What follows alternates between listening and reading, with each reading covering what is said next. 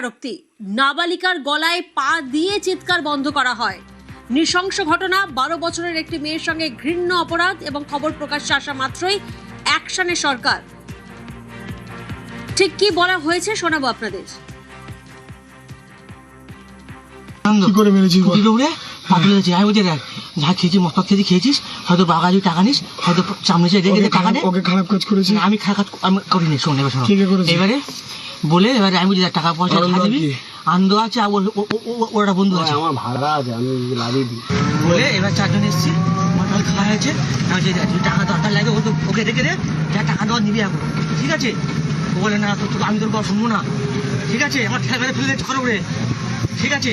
নিয়ে ও ট্রেনে চলে গেছে, মেয়েটা ছিলেছে বলে চুরি উড়ে পাঠিয়েছে, আনন্দ চেপে মেরে দিয়েছে মেয়ে ট্রেনে চলে যেতে পারে। কজন ছিল? 3জন ছিল।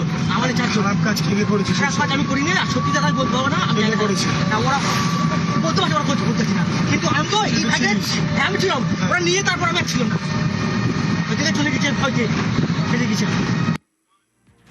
চাঞ্চল্যকর স্বীকারোক্তি, বারুইপুরের ধৃত প্রভাসে শুনলে হাড় হিম হয়ে যাবে যে কথা আমরা শুনলাম। অর্পণ প্রতিনিধি আমাদের সঙ্গে রয়েছেন। অর্পণ, আর কি জানা যাচ্ছে?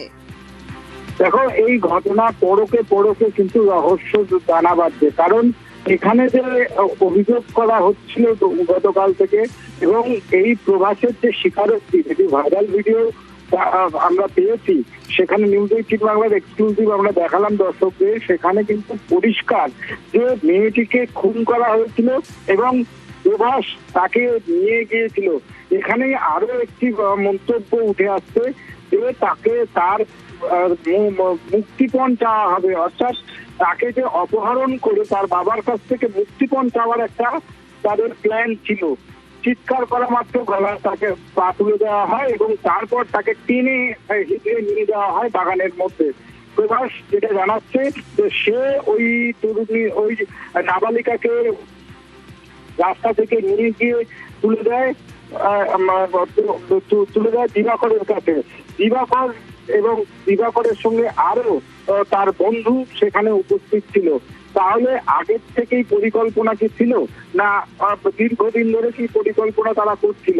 এটা কিন্তু একটা প্রশ্ন চিহ্ন। তদন্তকারী আধিকারিকরা অবশ্যই সে বিষয়ে তাকে জিজ্ঞাসাবাদ করছে। আজকে দুজনকে বারুইপুর মহকুমা আদালতে তোলা হলে 20 তারিখ পর্যন্ত পুলিশ হেফাজতের নির্দেশ দিয়েছে মহামান্য আদালত।